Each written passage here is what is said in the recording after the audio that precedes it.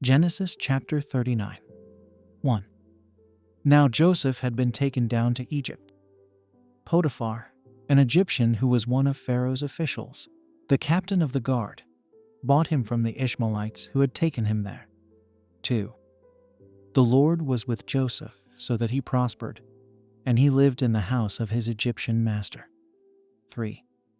When his master saw that the Lord was with him, and that the Lord gave him success in everything he did. 4.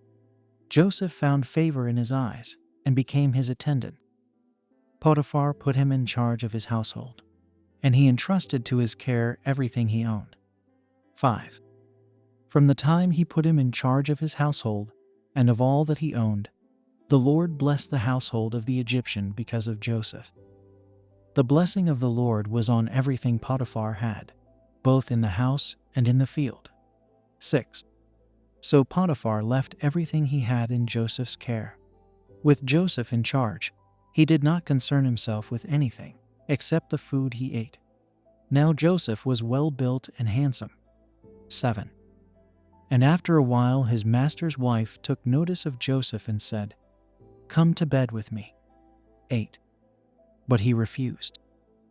"With me in charge," he told her, "my master does not concern himself with anything in the house.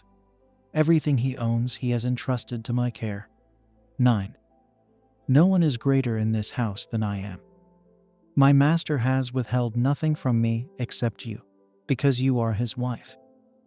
How then could I do such a wicked thing and sin against God? 10. And though she spoke to Joseph day after day, he refused to go to bed with her or even be with her. 11. One day he went into the house to attend to his duties, and none of the household servants was inside. 12. She caught him by his cloak and said, "Come to bed with me." But he left his cloak in her hand and ran out of the house. 13. When she saw that he had left his cloak in her hand and had run out of the house. 14. She called her household servants. "Look," she said to them, "this Hebrew has been brought to us to make sport of us. He came in here to sleep with me, but I screamed." 15. When he heard me scream for help, he left his cloak beside me and ran out of the house. 16.